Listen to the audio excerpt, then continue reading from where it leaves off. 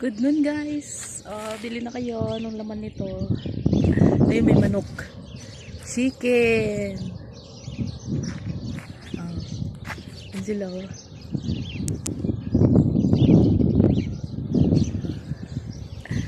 Bigas. Kasi magdi-dinner sila dito. Magluluto yung amo ko ng ano. Karupi. Tingnan nyo to. Akala nyo ha?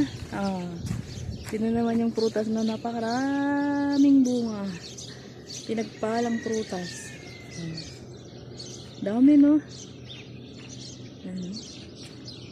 Nalalaglag lang oh. Hindi naman makain ng mga birds lahat.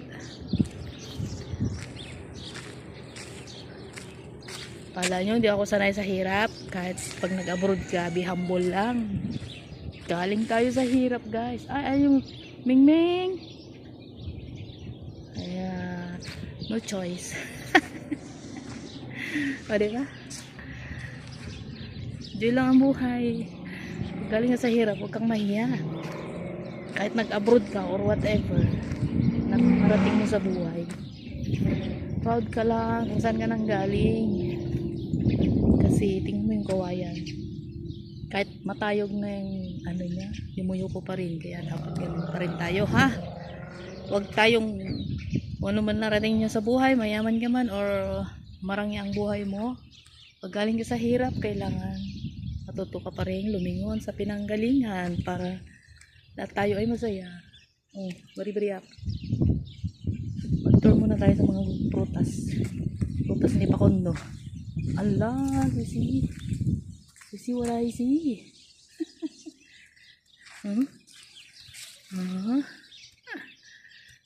Pinagpalang prutas. Ang dami hanggang doon.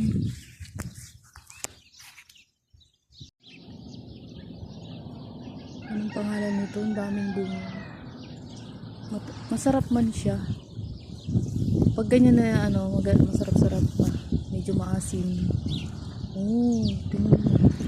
Daming bunga. See? Hindi ko alam anong pangalan nito. Mansanas daw na maliliit. Small apple. Hindi naman siya olives. Pinakain ng birds. Pwede rin kainin. Maasim.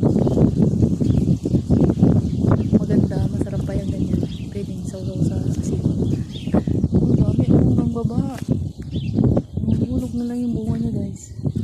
Kasi hindi makain ng mga ibon. Ang daming puno yun.